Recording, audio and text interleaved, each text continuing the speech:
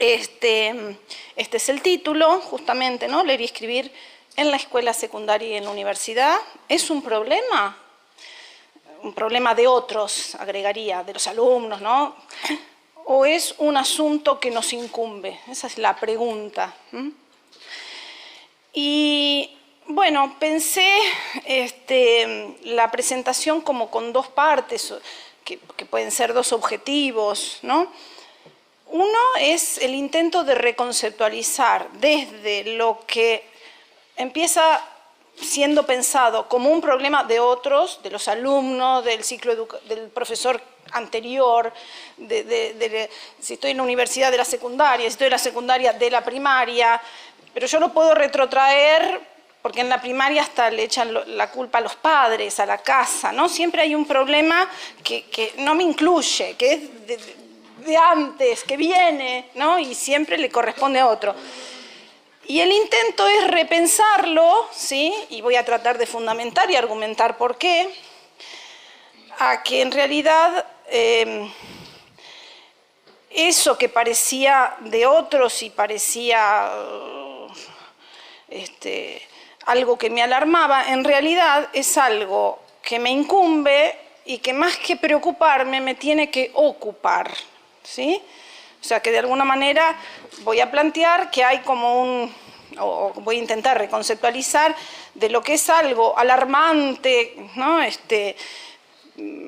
Problemático, así, con ese tono así enfático, a que es algo que tiene que ver con hacernos cargo nosotros, o sea que nosotros estamos en todo caso dentro de ese problema. Y que tener un problema no es un pecado, sino que es un asunto, es una agenda, es una responsabilidad para abordarlo. Esa sería como la primera parte de lo que voy a exponer, este intento de reconversión de ese problema en un asunto que nos debe ocupar y que nos involucra. Y a la vez, o la segunda parte, o incluso para poder también pensar esta reconversión del problema,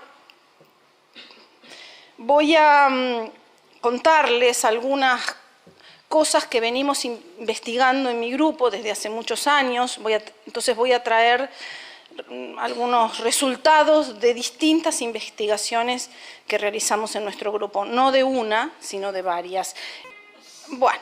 Antes de que yo siga hablando, les voy a pedir que hablen ustedes, pero que hablen todos a la vez. Y la única forma de que hablen todos a la vez es que escriban. Entonces les voy a pedir que en 2 minutitos, ¿sí? Vayan sacando un papelito y un lápiz, ¿sí? En 3 minutitos, en forma individual,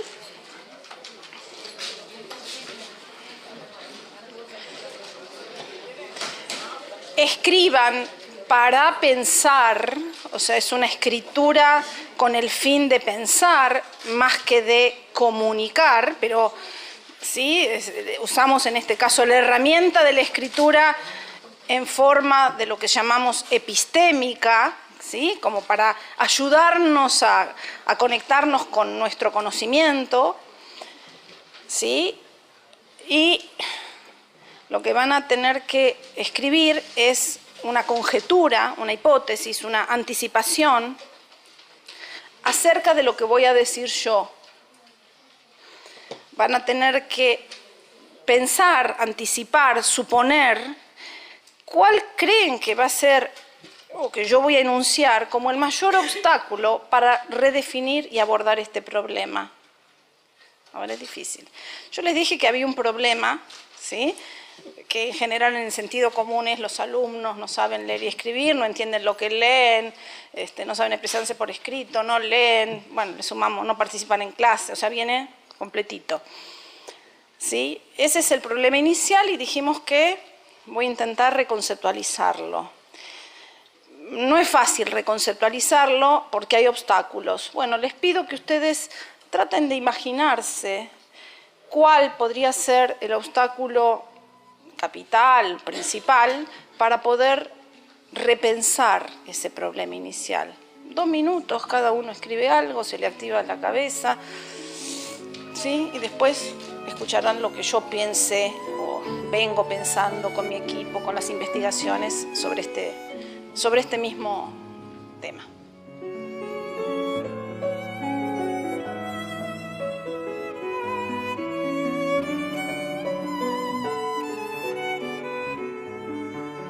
La escritura que les pedí, la llamamos mini escritura, cortita, lleva 3 minutos de la clase, ¿sí?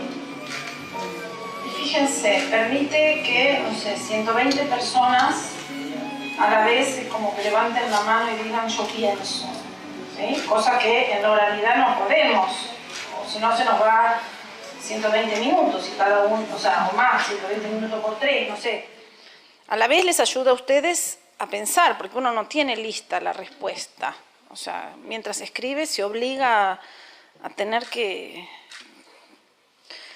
sacar algo de uno en relación, o sea, a poner en relación todo lo que uno sabe con esta nueva pregunta que quizás nunca se lo hubieran hecho. ¿Qué obstáculo? Es una pregunta además un poco rara, ¿no?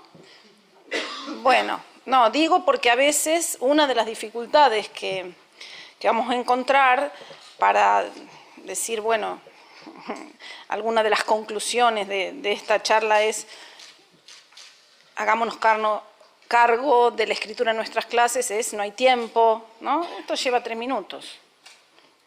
No tengo que corregir, pero si me llevo yo todas estas respuestas, yo me las voy a llevar, pero yo no me vuelvo a encontrar con ustedes. Pero supongamos que esto fuera una clase, ¿sí? Yo me las llevo y yo quizás no puedo leer 120, pero puedo leer una muestra que a lo largo de un curso, si yo todas las clases voy pidiendo mini escrituras, a lo largo de un curso y leo una muestra de un cuarto, un quinto de esa, me voy conectando con lo que van pensando los alumnos, distinto tipo de preguntas. Puedo hacerlas al final de una clase. ¿Cuál es la idea que les quedó de la clase de hoy? ¿Sí? ¿Qué fue lo más importante que leyeron en el texto que había que discutir para hoy? ¿Sí? Es una manera de poder dialogar con los alumnos, que no, en la oralidad, por los tiempos, no podemos, porque dialoga uno y otros no sabemos si están en clase, si están pensando en otra cosa, ¿sí? De esta manera yo me llevo, y yo en la clase que viene, si esto fuera una clase, en la clase que viene, claro, esta es una pregunta, diríamos, inicial, como para abrir un tema, pero supongamos que hubiera sido... la pregunta hubiera sido, ¿qué tiene que ver lo que leyeron para hoy con el tema que habíamos trabajado en la clase pasada? ¿No? Y me llevo distintas ideas, entonces yo la clase siguiente puedo decir, miren, leyendo una muestra encontré tal cosa y hago una pequeña devolución y prosigo un diálogo, ¿sí? Porque muchas veces nuestras exposiciones docentes van por un lado y las cabezas de nuestros alumnos van por otro. De alguna manera, ayudar a participar a través de estas mini escrituras, lo que permiten extender algún pequeño puente entre nuestra cabeza como docentes y la cabeza de los alumnos. Sigamos, guarden eso y veamos después. Muy bien, ¿cuál sería el problema inicial? Bueno, los alumnos universitarios tienen dificultad, es sabido, ¿no?, para entender los que le damos para leer. Los universitarios, y está mucho menos indagado en las investigaciones, pero también, diríamos, en la escuela secundaria hay menos foros donde se discuta colectivamente qué pasa, por lo menos en la Argentina. En la Argentina hay congresos de pedagogía universitaria y no hay, diríamos, equivalentes de la educación secundaria. Los docentes secundarios en Argentina están más aislados que los docentes universitarios. Por lo tanto, las problemáticas que enfrentan son más de pasillos y, en todo caso, de sala de profesores, ¿sí? Eso es una problemática añadida. Pero incluso entonces habría que repensar si algo de esto tiene que ver como conceptualización del problema, ¿no? Las dificultades de los alumnos universitarios, secundarios, para comprender la bibliografía y para expresarse por escrito, también vienen de la mano de que los docentes, pues decimos, no participan en clase, no les interesa, ¿no? O sea, están en otro lado, o sea, viene de la mano. Vamos a ver qué tiene que ver. En realidad aparecen el problema inicial como una queja, ¿no? La queja de, oh, esto, no entienden nada, no leen, ya no sé qué hacer. Y en general el problema aparece definido como, bueno, son los alumnos los que tienen el problema, o es el curso previo que o no les enseñó a leer y escribir, o no sé, toda la escolaridad anterior no les enseñó a leer y escribir, están acá, no saben, no entiendo qué hacen aquí.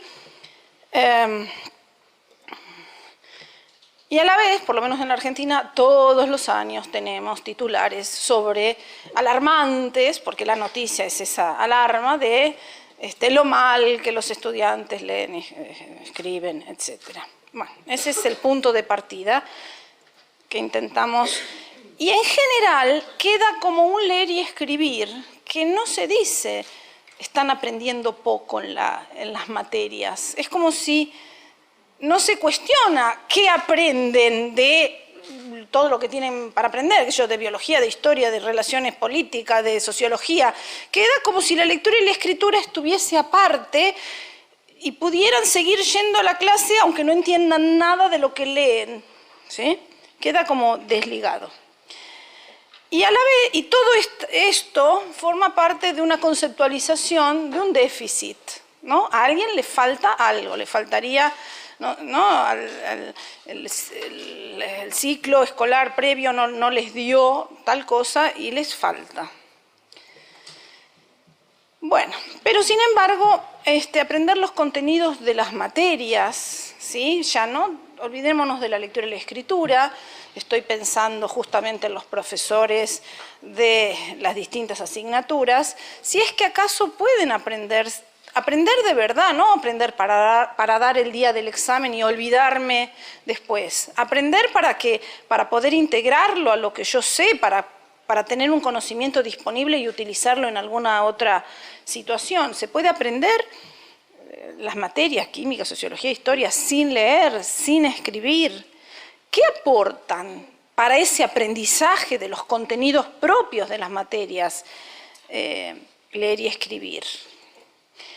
¿Pueden los estudiantes leer y escribir solos, incluso en la universidad, sin orientación ni retroalimentación de sus profesores disciplinares?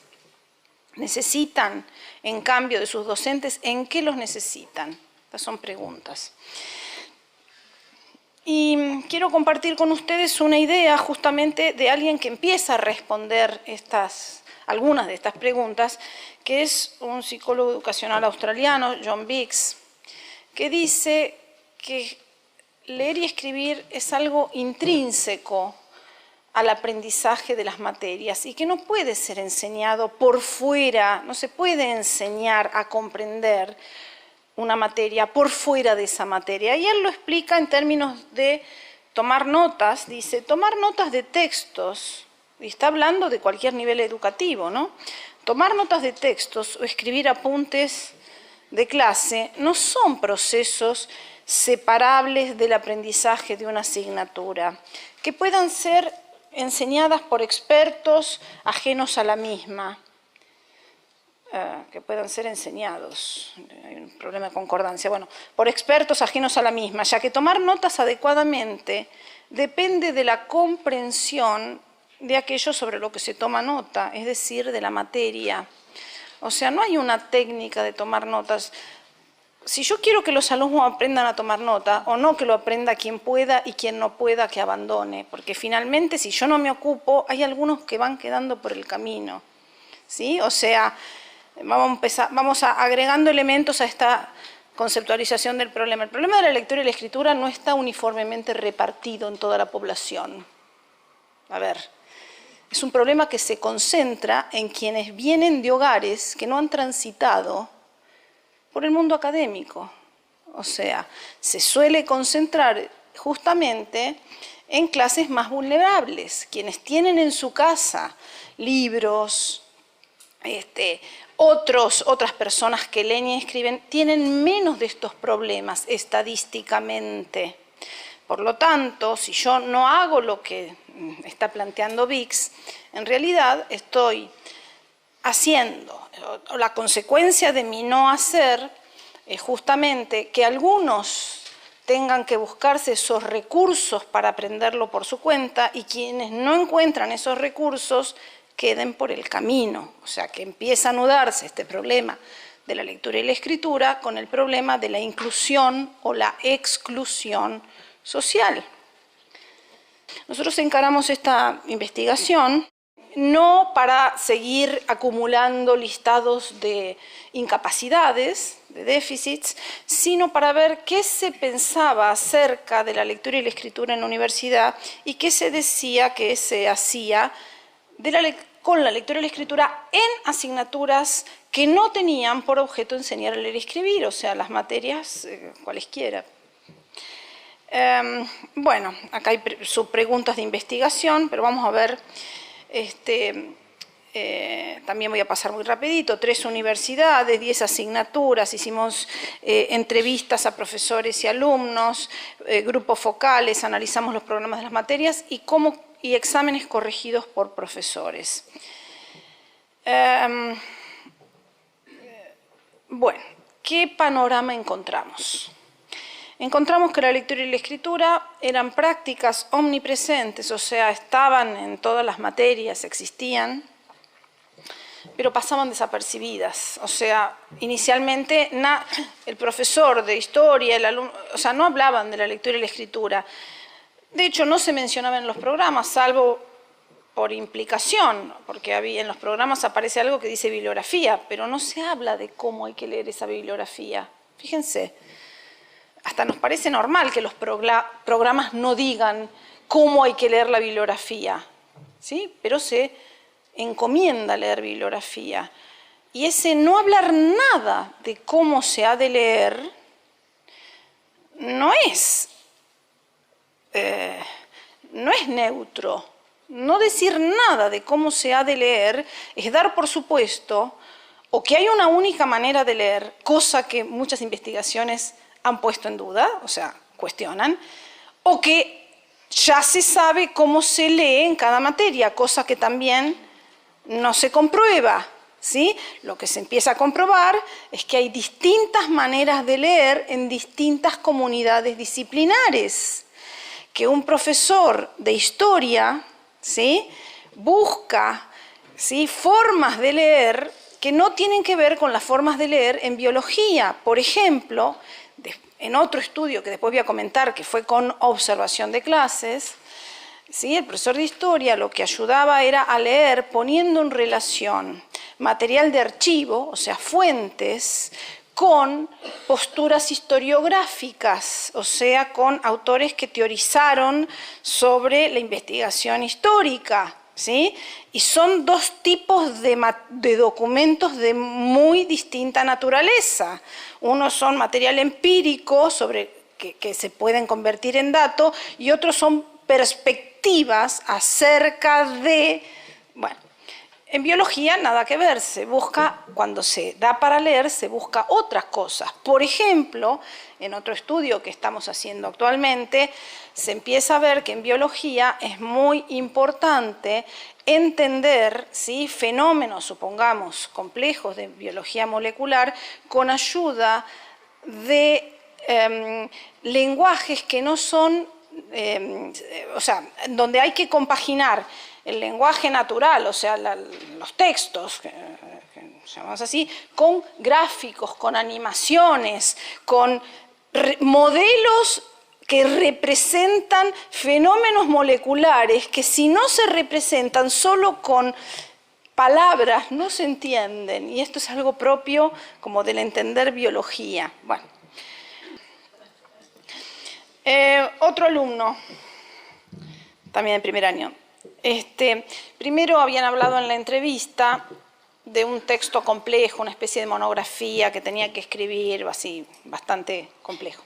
Entonces el entrevistador le pregunta, ¿le pediste ayuda a alguien para hacer ese texto? Sí, a una amiga de mi mamá que es profesora de lingüística, me explicó lo que tenía que hacer, me dio como una guía. ¿Por qué no le preguntaste a la profesora del curso? no me iba a decir lo que tengo que hacer, me iba a decir, piensen.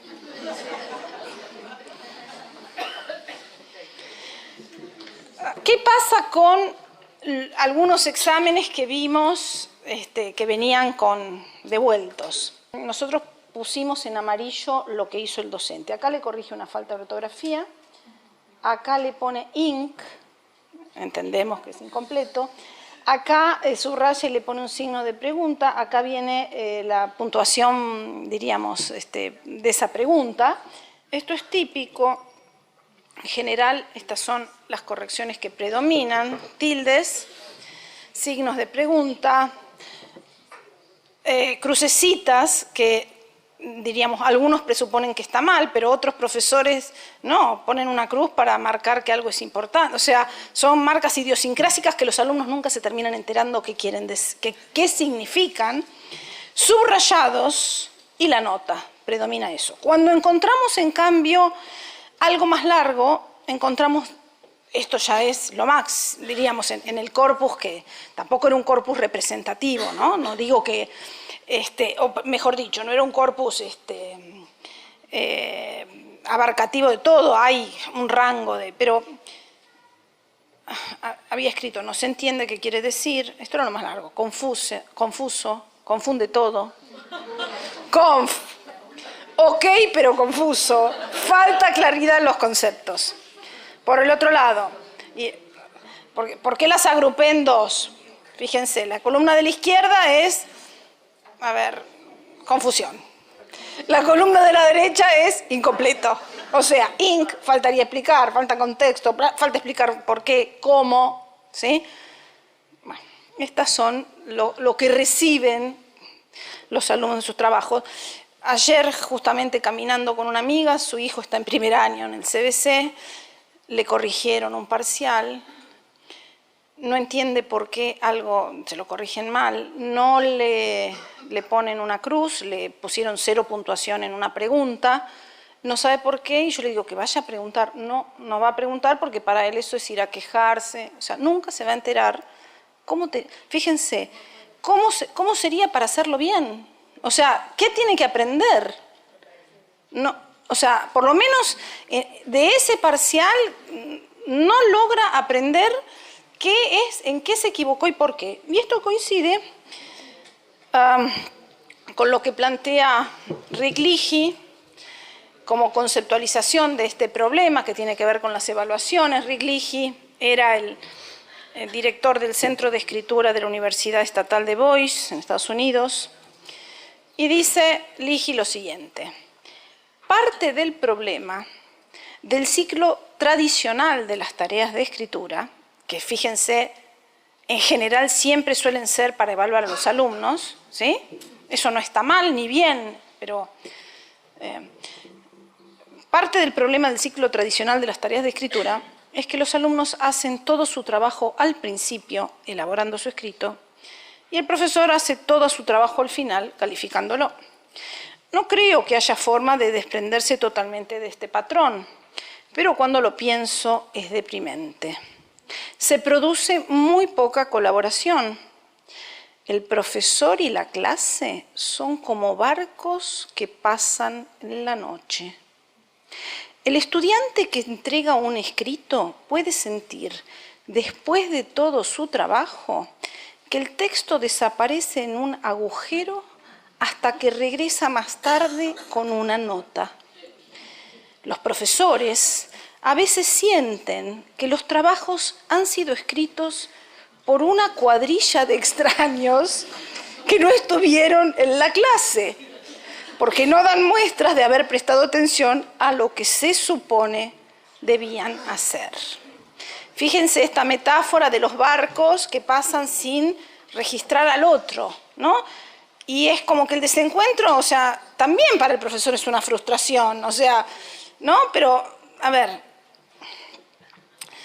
volvamos a nuestras entrevistas. Un alumno de Derecho justamente dice lo mismo. Dice, en general, siempre el examen viene con un visto y la nota.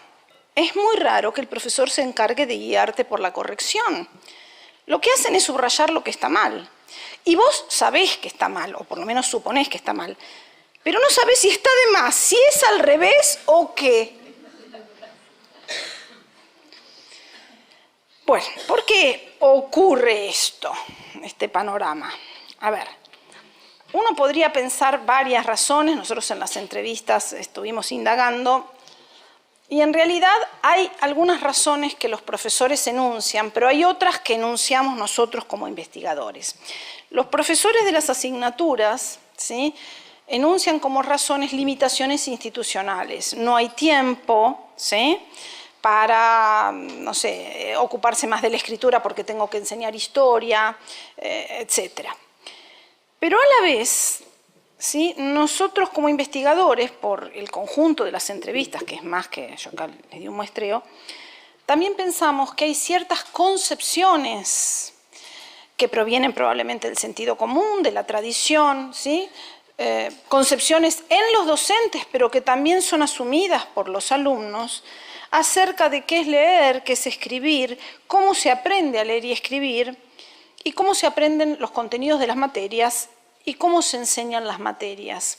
Yo ahora no voy a revisar todo, pero sí, diríamos, vale la pena saber que esta situación, este problema inicialmente tiene que ver con las ideas que tenemos sobre este listado de elementos intervenientes, y voy a comentar justamente algunas de estas concepciones.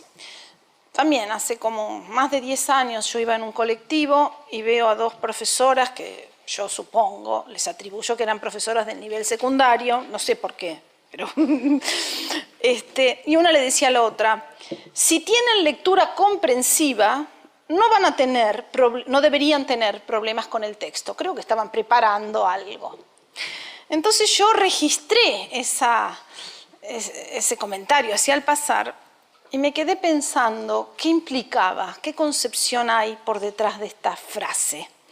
Y fíjense que decir si tienen lectura comprensiva, o sea, si adquirieron un chip, un módulo, diríamos, sí, un módulo en el sentido de algo cerrado, en otro lado, módulo que significa entender lo que se lee, como si se pudiera tener la habilidad de entender cualquier cosa que se lee, ¿sí?, si adquirieron ese módulo, esa habilidad, este texto no debería presentarle problemas. Fíjense que esta suposición hace aguas, porque yo pude haber adquirido la habilidad para entender textos de psicología, de educación, fui ampliando mi universo, ¿no?, de lingüística, pero yo me siento frente a un texto de física y me cuesta, y ya me resulta imposible si es física cuántica, ¿sí? Y de derecho, ya les digo que yo, diríamos, me empiezan a hablar con lo que yo considero que es la jerga, ¿no?, autos. Sí, no sé qué consta en autos. Lo leo 100 veces en los diarios, todavía no entiendo de qué me están hablando. ¿Qué es que consta en autos? O sea, a ver, yo tengo para cierto grupo de textos, ¿sí?, habilidades lectoras, para participar en la comunidad, ¿sí?, de lectores que leen los textos que yo leo. Pero esa habilidad, ¿sí?, no es una habilidad general que me habilita para entender cualquier texto que caiga en mis manos, como parecen suponer estas profesoras, y además es habitual que todos tendamos a suponer eso. Y justamente quien ha conceptualizado, para el caso de la escritura, una concepción similar es David Russell, que es uno de los exponentes del movimiento Escribir a través del currículum de Estados Unidos, de la Universidad de Iowa, que dice sobre la escritura. La escritura es considerada una habilidad simple y generalizable, aprendida o no aprendida, fuera de una matriz disciplinaria, aprendida en la escuela secundaria o al comienzo de la universidad, o en un taller, o sea, siempre aparte de lo que yo doy. ¿Sí? O sea, yo no tengo nada que ver con la escritura. Eso se aprende en otro lado. Antes, con el profesor de lengua, ¿no? Y dice, la escritura es considerada una habilidad simple y generalizable, aprendida fuera de una matriz disciplinaria o al comienzo de la universidad y no relacionada con las disciplinas. Una habilidad universalmente aplicable, desvinculada del contenido, una técnica separable e independiente. De aquí, o sea, de esta concepción, surge la casi universal queja sobre la escritura de los estudiantes y el también omnipresente rechazo a hacerse cargo su enseñanza en cada espacio curricular, porque se supone que es una habilidad general. Pero si bien yo sé escribir, porque justamente me dedico a eso, un paper para publicar en una revista de investigación de educación, jamás podría escribir una carta que le llegue a un juez. O sea, porque no sé escribir en derecho. Y alguien, o sea, y con lo que yo sé que puedo ser muy especializado en un campo, no se me allana el camino para escribir en otro. Bien.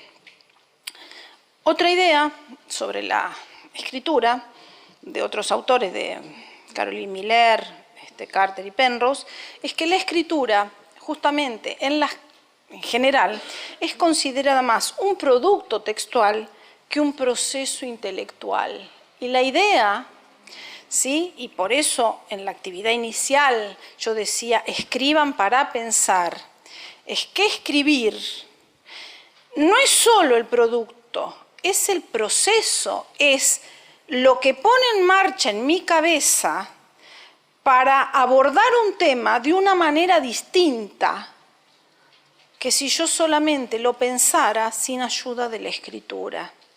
La escritura es, según muchas investigaciones, una herramienta semiótica que cambia las condiciones de trabajo de la mente humana.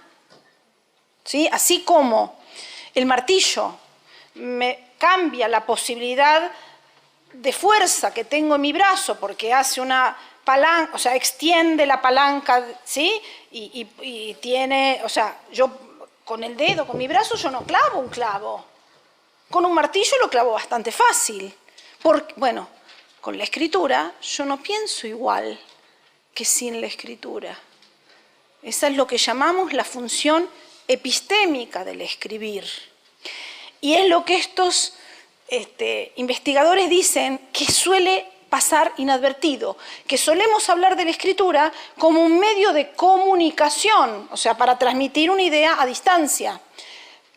Pero no solemos considerarla, y por lo tanto lo usamos para evaluar a los alumnos, que nos digan lo que saben, ¿sí? Que nos lo comuniquen.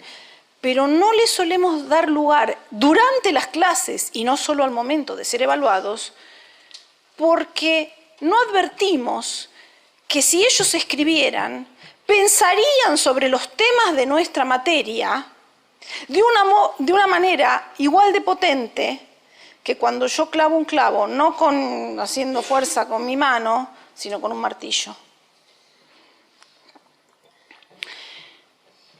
Volvamos. Ustedes, yo les pregunté cuál pensaban, ¿sí? Que es que podría ser el mayor obstáculo para reconceptualizar el problema, ¿sí? Y justamente yo traigo algunas, antes de responderlo le voy a mostrar unas imágenes. A ver si con estas imágenes podemos pensar cuál es, si no el mayor, también uno de los mayores obstáculos precisamente para hacernos cargo de la lectura y la escritura que habitualmente solo exigimos en nuestros espacios curriculares, pero no enseñamos, y que los alumnos necesitarían recibir nuestra enseñanza, porque aunque hayan cursado todo el secundario u otras materias, en mi materia, en mi nivel, en mi campo disciplinar, les estoy pidiendo cosas diferentes sobre cómo se lee y cómo se escribe, que si no reciben ayuda, ¿sí?, va a resultar una barrera grande. Mayor obstáculo. ¿Qué ven?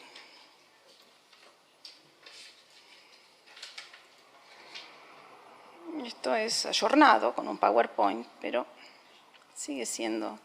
¿Qué tienen en común todas estas? Fíjense, más o menos, las clases son como esto. Profesor hablando, les cuento todo lo que sé. Los alumnos, ¿sí?, se supone que van a aprender escuchándome. Los alumnos entre sí solo se miran el cuello, ¿sí? Menos se van a comunicar, ¿sí? Todo, ¿sí? O sea, nosotros suponemos que enseñar es hablar y que aprender es escuchar hablar. Y fíjense que seguimos con la misma idea que se tenía en 1947. O sea, que es una idea muy persistente. Y yo les pregunto a ustedes, si ustedes fueran un médico que cura con las ideas de 1947, ¿qué hacen? Nos vamos a otro que se ayorne. Bueno, parece que en el mundo de la educación estamos acostumbrados, ¿sí?, a ciertas ideas que no nos parecen viejas, pero que nos obstaculizan. Obstaculizan mejores formas de enseñar y obstaculizan a muchos alumnos a que puedan aprender, que tienen que ver con cómo concebimos qué es la enseñanza y qué es el aprendizaje, esto que decía de las concepciones. ¿Y qué tiene que ver esto con la lectura y la escritura? Tiene que ver que si nosotros pensamos que para aprender una materia se necesita una actividad cognoscitiva más activa que solo escuchar la explicación del profesor, ¿sí?, ¿cómo se activa una cabeza? ¿Poniéndose a saltar? No, poniéndose a leer y a escribir. Porque leer y escribir o ponen en marcha en ciertas condiciones y cuando los alumnos pueden hacerlo, no cuando no entienden cómo sacar las conclusiones, o sea, no cuando se sienten perdidos. Cuando pueden hacerlo, leer y escribir ponen en marcha justamente formas de funcionamiento cognoscitivo, ¿sí?, de mayor, diríamos, nivel que simplemente escuchar.